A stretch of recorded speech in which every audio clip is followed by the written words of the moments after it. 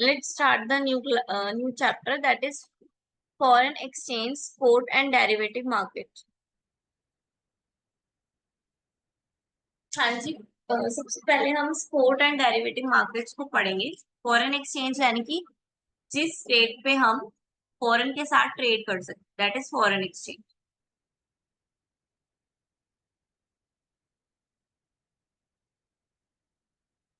सबसे पहले हमारे पास दो कंसेप्ट आते हैं, that is spot and forward contract. Spot contract क्या है? Spot contract transaction are settled on the spot. नाम से क्लियर हो रहा है, स्पॉट यानी कि ऑन द स्पॉट।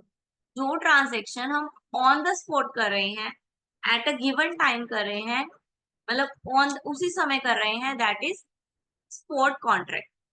ठीक है, फॉर एग्जाम्पल दिया हुआ है, when person going to departmental store, person select a shirt and agree to pay a price and settle and take place immediately, this is a spot market. ठीक है, उसने क्या किया, उसके बदले में प्राइस दिया और उस गुड्स को ले लिया, एक्सचेंज कर लिया फंड फॉर गुड। ठीक है, फंड्स को गुड्स के बदले में चेंज कर लिया immediately, that is spot market. Then forward market क्या है? when a contract between two parties, from one party to buy something from the other at a later date at a agreed price upon, यानी कि price decide हो जाएगा already, लेकिन जो goods है उसकी जो सेटलमेंट होगी वो लेटर डेट पे होगी। ठीक है, बाद में होगी। ठीक है, जैसे कि for example, suppose A buy L and S buy and a seller S agree to do a trade in 100 gram of sold। L एक बायर है और S एक सेलर है, और जो S है वो अग्री हो जाता है 100 ग्राम गोल्ड देने के लिए। कब देना उसने? 31 दिसंबर को। कितने रुपए में? 5,000 रुपए में। Then 5,000 is the forward price and 31st August 2021, that is forward contract. ठीक है, अब 31 दिसंबर को सेटलमेंट होगी इसकी, तो जिस दिन ये सेटलमेंट होगी, लेकिन कॉन्ट्रैक्ट इसका पहले ही हो गया है, तो इसलिए इसको क्या बोलेंगे? Forward contract. कि आने वाली तारीख का कॉन्ट्रैक्ट भी हमने पहले कर लिया, इसलिए फॉरवर्ड।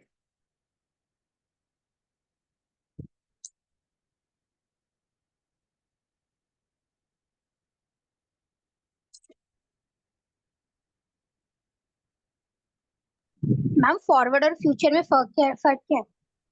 हाँ जी, फॉरवर्ड मार्केट और फ्यूचर मार्केट में फर्क क्या है? देखो फॉरवर्ड मार्केट में हम एक डेट लेके चल रहे हैं, फ्यूचर में भी डेट लेके चलते हैं, लेकिन फॉरवर्ड में जो प्राइस होता है वो प्री डिसाइडेड होता है। फ्यूचर में प्राइस जो है वो प्री डिसाइडेड नहीं होते, वो फ्यूचर ठीक है रेट पे ही मैम, चले। ओके।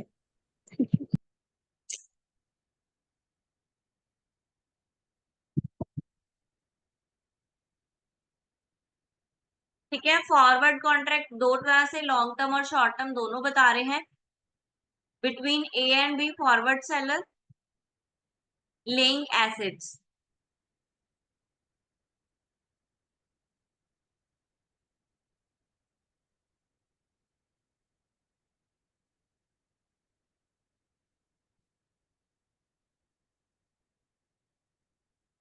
ये देखो यहाँ पे पता चलेगा, party A long the forward contract, long position buyer of the forward contract, he agree to buy the underlying asset at certain future time, that is maturity date, for an agreed contractual price, that is forward price, delivery price।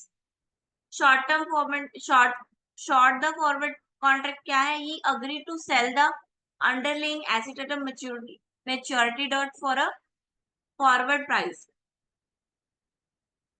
The terminal payoff of the financial contract is determined as the payoff of the contract is at its maturity date। The terminal payoff of the forward contract with the maturity date T givens by. देखो ये क्या बोल रहे हैं? Maturity dates. Main इसमें long term और short term में क्या फर्क है? सिर्फ डेट का फर्क है। ठीक है। अगर तो लॉन्ग टर्म के लिए, अगर वो ज्यादा टाइम के लिए है तो वो लॉन्ग टर्म माना जाएगा, और अगर वो कम पीरियड के लिए है तो वो शॉर्ट टर्म माना जाएगा।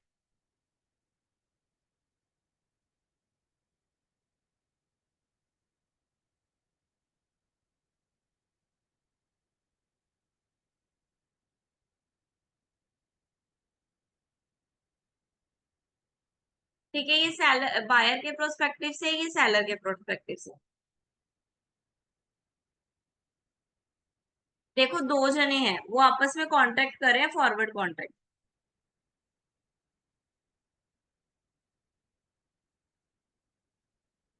बायर के वे से क्या है, उसको लग रहा है कि अभी प्राइस ज्यादा है, बाद में ये कम हो सकता है, इसीलिए मैं, मतलब अभी ये कम है, बाद में ये ज्यादा हो सकता है। बायर को तो यही लगता है, जो खरीदने वाला है उसको क्या लगेगा, अभी प्राइस क्या है, कम है, बाद में ये प्राइस बढ़ जाएगा, इसलिए मैं क्या करता हूँ, अभी खरीद लेता हूँ।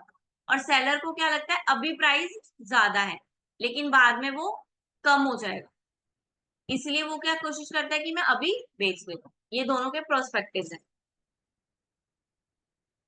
Then what are future, future क्या है, अब ये फ्यूचर पे आ गया जो आप क्वेश्चन पूछ रहे थे। A contract between two parties, from one party to buy something from the other as a later date at a price agreed upon today, subject to a daily settlement of gain and losses and guarantee against the risk that either party made default. ये क्या बोल रहे हैं कि वही two parties हैं, later date के लिए एग्रीमेंट करते हैं, प्राइस भी अग्री कर लेते हैं, प्राइस पे भी अग्री कर लेते हैं, लेकिन सेटलमेंट जो गेन और लॉस की होती है वो फ्यूचर में ही होगी। प्राइस अग्री है, डेट अग्री है, लेकिन जो लॉस, अगर गेन और लॉस हुआ उसकी सेटलमेंट फ्यूचर में वो करेंगे।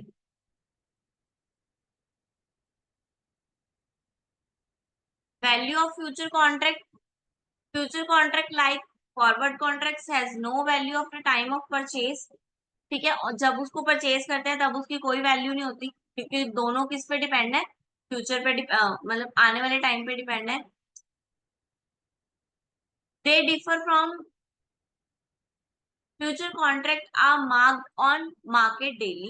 They differ from forward contract as future do not accrue value over the term of the contract. Hence, the value of the future contract will always be the zero. The value of the future contract derived from zero only during the trading hours between the time at which the account is marked to market. ठीक है, जैसे हमने future और उसमें बोला कि price जो है वो सेम रहेगा, लेकिन जो भी डिफरेंसेस आएंगे वो हम फ्यूचर डेट पे सेटलमेंट करेंगे। वो यही बोल रहा है कि ऑन द स्पॉट उसका प्राइस जीरो ही मान के चलेंगे, लेकिन जो फ्यूचर डेट्स में डिफरेंस आएगा प्राइस में, देन उसको हम सेटलमेंट करेंगे।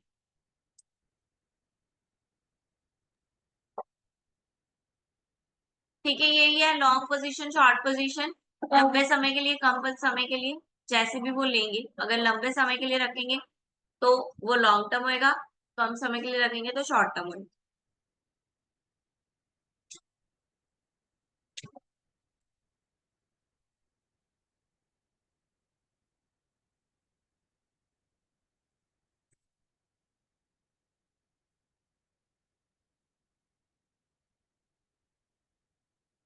लॉन्ग टर्म और लॉन्ग पोजीशन में प्रॉफिट कैसे निकलेगा, spot price minus strike price. Short पे में strike price minus spot price.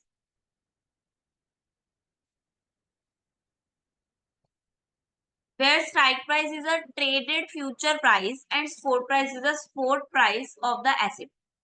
Traded future price यानी कि जिस फ्यूचर प्राइस पे हम फ्यूचर में ट्रेड करना चाहते हैं वो प्राइस को हम क्या बोलेंगे, वो स्ट्राइक प्राइस है हमारा। ठीक है,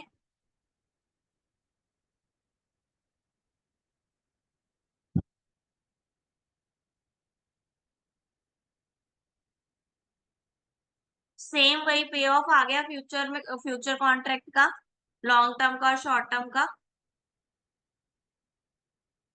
देन फॉरवर्ड और फ्यूचर में डिफरेंस बता रहे हैं। Commodity futures, commodity futures are those where the underlying asset is commodity. Contract are available in India on agriculture commodity like wheat, rice, soya, coffee, sugar, tea, jeera, pepper, cotton, cocoa, coconut, etc. Contract on metal, gold, silver are also available. Future contract on crucial oil are also a commodity future. ठीक है, ये commodity future है, यानी कि इन सबको आप future में deal कर सकते हो, ये सब फ्यूचर में डील कर सकते हैं, फ्यूचर कॉन्ट्रैक्ट में आ सकते हैं। तो ये देखो दोनों का डिफरेंस। नेचर ऑफ मार्केट, ये प्राइवेटली नेगोशिएबल है, यानी कि दो लोगों के बीच का कॉन्ट्रैक्ट है। तो दो लोग आपस में जो भी नेगोशिएट करते हैं वो कर सकते हैं। ठीक है, वो आपस में जो भी एक दूसरे के साथ नेगोशिएट करना चाहते हैं, जितने पे वो एक दूसरे को मनाना चाहते हैं वो मना सकते हैं। फ्यूचर में क्या है, trade on on an exchange. Future में क्या है, जो रेट चल रहा है मार्केट, हमें उसी रेट पे फ्यूचर कॉन्ट्रैक्ट करना होगा। फॉरवर्ड कॉन्ट्रैक्ट में हम मना सकते हैं एक दूसरे के, क्योंकि ये प्राइवेट कॉन्ट्रैक्ट है, लेकिन जो फ्यूचर कॉन्ट्रैक्ट है वो मार्केट रेट के हिसाब से चलता है। तो ये जो एक्सचेंज रेट मार्केट में चल रहा होगा उसी के हिसाब से जिस चलता है। टाइम पे जिस टाइम पे कॉन्ट्रैक्ट हो रहा है उस टाइम पे जो मार्केट प्राइस चल रहा है। तो हाँ जी, हाँ जी, उस टाइम पे जो मार्केट प्राइस चल रहा है, ठीक है मैम। जिस टाइम कॉन्ट्रैक्ट कर रहे हैं उस टाइम, फ्यूचर में जो आएगा वो नहीं। Nature of contract not standardize. ये तो ऑलरेडी डिफाइन है कि फ्यूचर का जो प्राइवेट कॉन्ट्रैक्ट है वो स्टैंडर्डाइज नहीं हो सकता। ठीक है, जो तो मार्केट रेट पे है, यानी कि पूरी इकोनॉमी के लिए है, वो स्टैंडर्डाइज होगा। देन लिक्विडिटी, लेस लिक्विडिटी होती है, हाई लिक्विडिटी होती है। देन काउंटर पार्टी रिस्क, इसमें हाई रिस्क होता है, प्राइवेट है, वो ले ना ले, कोई गारंटी नहीं है। इसमें ऑलमोस्ट नो के बराबर होता है। ठीक है, फ्यूचर मेनली आप देखते हो शेयर्स में, फ्यूचर शेयर खरीदते हैं, है ना, तो उसमें जो डीलिंग होती है उसमें एक अथॉरिटी बैठी हुई है, स्टॉक एक्सचेंज बैठे हुए हैं। ठीक है, तो हम इसमें रिस्क का जो कॉन्ट्रैक्ट कॉन्टेस्ट है वो कम होता है। Mark to market not done, ये मार्केट के हिसाब से नहीं चलता है, वो मार्केट के हिसाब से चलता है, एवरी डे की मार्केट के हिसाब से। ठीक है, अगर मैंने आज फ्यूचर का रेट डिसाइड कर लिया तो ऐसा भी हो सकता है कल वो रेट कुछ भी हो सकता है, चेंज भी हो सकता है, ठीक है, कम भी हो सकता है। बट अगर मैंने आज डिसाइड किया है फ्यूचर का रेट, तो मुझे आज के रेट पे ही अग्री रहना पड़ेगा। देन सेटलमेंट, ये पीरियड के एंड होने पे सेटलमेंट होती है, ये डेली सेटलमेंट फॉलो करते रहते हैं। ऐसा नहीं है कि डेली ही फ्यूचर वाले करते रहते हैं, नहीं, यानी कि ये डेली बेसिस पे भी हो सकता है, मतलब मैं कल का फ्यूचर कॉन्ट्रैक्ट भी कर सकती हूँ। Then squaring off contract can be reverse only with the same counter party with whom it can be ended.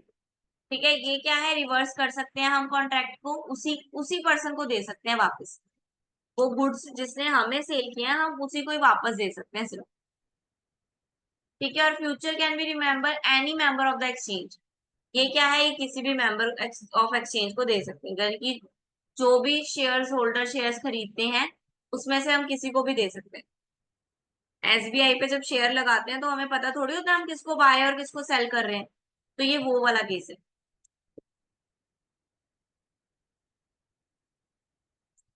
Then currency future में क्या कह रहे हैं, a currency a futures contract is a standardized contract trade on an exchange, buy or sell on a certain underlying asset or an instrument at a certain date in a future at a specified price. When the underlying asset is a commodity, oil, wheat, then commodity future contract. When underlying is an exchange rate, the contract is termed at currency future. ठीक है, अगर तो हम commodity में deal करते हैं तो उसको कॉमोडिटी फ्यूचर बोलते हैं, लेकिन अगर हम एक्सचेंज रेट में डील कर रहे हैं, लाइक अगर हम शेयर्स में डील कर रहे हैं तो उसको हम करेंसी फ्यूचर बोलेंगे। ठीक है, कॉमोडिटी यानी कि गोल्ड और सिल्वर में ट्रीट करें तो कॉमोडिटी फ्यूचर हो गया, और शेयर्स में डील कर रहे हैं तो उसको करेंसी फ्यूचर बोले। ठीक है, यानी कि एक एक देश की करेंसी और दूसरे देश की करेंसी अगर उसमें डील कर रहे हैं तो करेंसी फ्यूचर।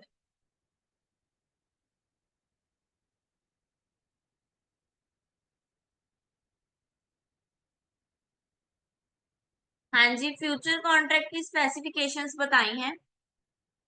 ठीक है, इंपॉर्टेंस कह सकते हो आप इसको। When buyer and seller enter into contract, everything about to the contract is specific. यानी कि सब कुछ बताया जाता है जब वो एक दूसरे के साथ कॉन्ट्रैक्ट में आते हैं।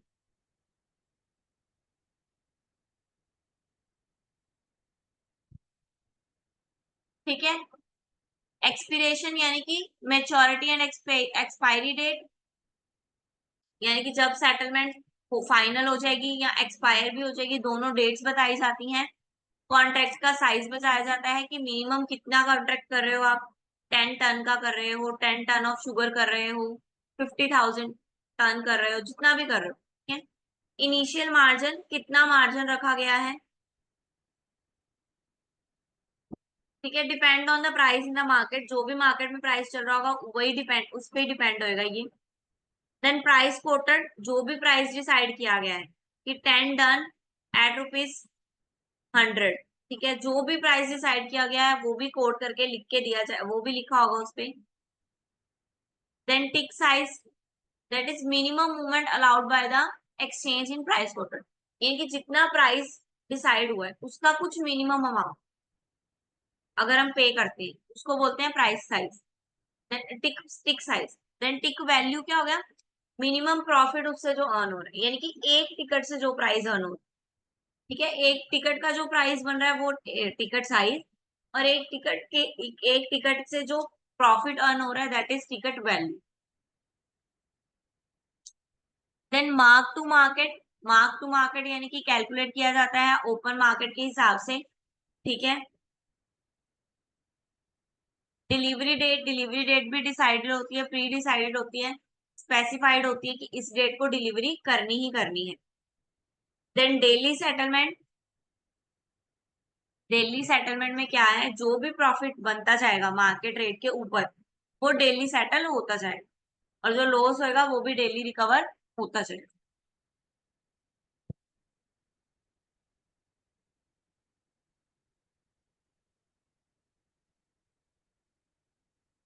हाँ जी, हमारा चैप्टर 5 कंप्लीट हो गया।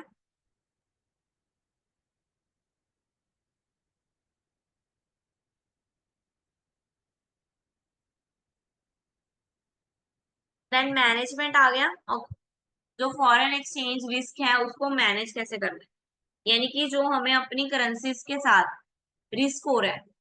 ठीक है, डॉलर और रुपीस में अगर डील करते हैं तो रुपीस वालों को थोड़ा रिस्क है ना करेंसी का। मान लो हाँ मैंने, जी। हाँ जी,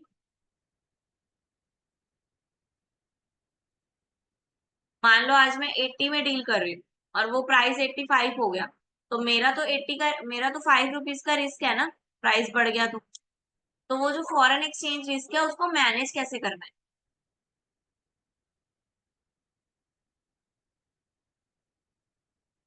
फर्स्ट आ गया फॉरेन एक्सचेंज क्या है, foreign exchange एक्सप्लोजर refers to the risk associated with the foreign exchange rate that change frequently and can have an adverse effect on the financial transaction denominated into some foreign currencies rather than the domestic currency of the company। Example दिया हुआ है, if an Indian firm import goods and pay in foreign currency, say dollar, its outflow is in dollar, thus in the expose of the foreign currency exchange risk. If the value of the foreign currency rise, the Indian firm has paid more domestic currency to get the required amount of foreign currency। वही मैंने आपको जो बताया 80 और 85 का, वो हो रहे हैं अगर हम इंडियन करेंसी की जगह फॉरेन करेंसी में डील करें। ठीक है, अब एक्सपोर्ट करवा रहे हैं, बाहर से सामान मंगवा रहे हैं और हम बोल रहे हैं कि आपको हम आपकी पेमेंट डॉलर में ही देंगे, आप डॉलर में बताओ कि कितने डॉलर देंगे। ठीक है, उन्होंने बोल दिया $7 में डील डन करो। ठीक है, $1 की राइट नाउ हमारे यहाँ पे अमाउंट चल रही है ₹80, तो हमने तो अपने ₹80 देने, उनके डॉलर के हिसाब से $1 देने। अब मान लो डॉलर की वैल्यू बढ़ गई, अब तो 80 चल रहा था, लेकिन एट द टाइम जब हमने डील करनी थी उसका प्राइस 85 हो गया, ठीक है, या रुपीस का प्राइस मान लो कम ही हो गया, 70 हो गया, तो अब हमें डॉलर कितने देने पड़ेंगे, ज्यादा देने पड़ेंगे ना डॉलर। कहीं हमने 7 देने थे 80 के हिसाब से, अब डॉलर की वैल्यू बढ़ गई। मैम डोमेस्टिक करेंसी ज्यादा देनी पड़ेगी, डॉलर तो उतनी रहेंगे। डोमेस्टिक करेंसी ज्यादा देनी पड़ेगी, यानी कि डॉलर के जो प्राइस है वो 80 से मैंने दोनों केस बताए ना, 80 से अगर 85 हुआ तो हमें हमारी डोमेस्टिक करेंसी ज्यादा देनी पड़ेगी, हाँ जी। ठीक है। और अगर ऑपोजिट हो गया तो डॉलर ज्यादा देने पड़ेंगे, हाँ जी। ठीक। ठीक है ना। तो वही हाँ एक्सचेंज जी। रेट में हमें रिस्क जो है वो रिस्क बियर करना पड़ता है, और उस रिस्क को कैसे मैनेज कर सकते हैं वो हम इस चैप्टर में पढ़ते हैं। देन रिस्क मेजर्स करेंगे, डिफरेंट टाइप्स ऑफ रिस्क है, ठीक है।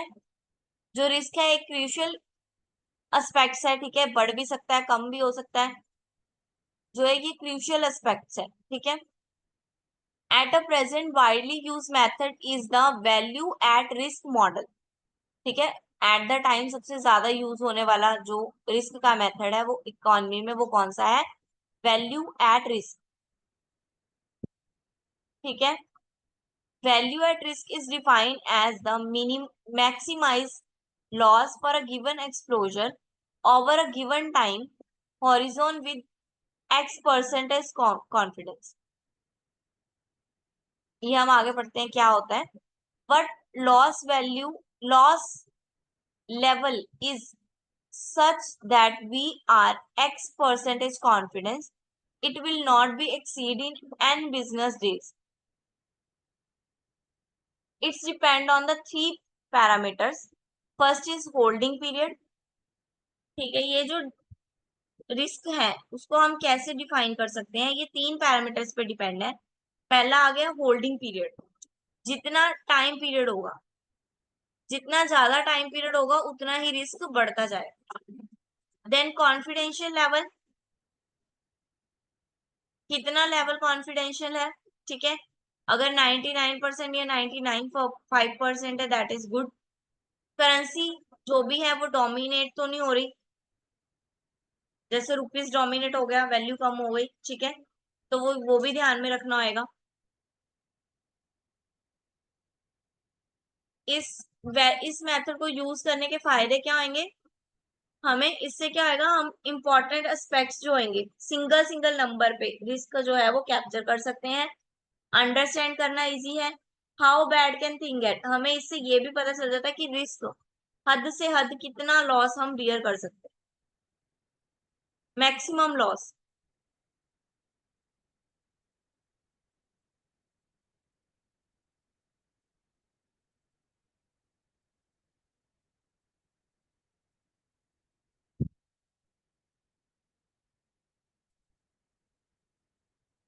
ठीक है। बाकी का अभी करना है या कल। कल मेथड्स कर मैं लेते हैं इसीलिए मैम। नहीं पढ़ा रही क्योंकि अभी मेरे पास सिर्फ 6 मिनट है, और मेथड थोड़े इलेबोरेट करने पड़ेंगे, तो एक भी मेथड मिस हो सकता है, या आगे बीच कल पर और आज के बीच में फिर कंफ्यूजन ही रहेगी दोनों मेथड्स में, हाँ जी मैम, कल कर लेते हैं। ठीक है। तो तीनों मेथड एक साथ ही पढ़ेंगे तो ही बेटर रहेगा, तो हम ये तीनों मेथड कल ही कंटिन्यू करेंगे, ठीक है। ठीक है मैम।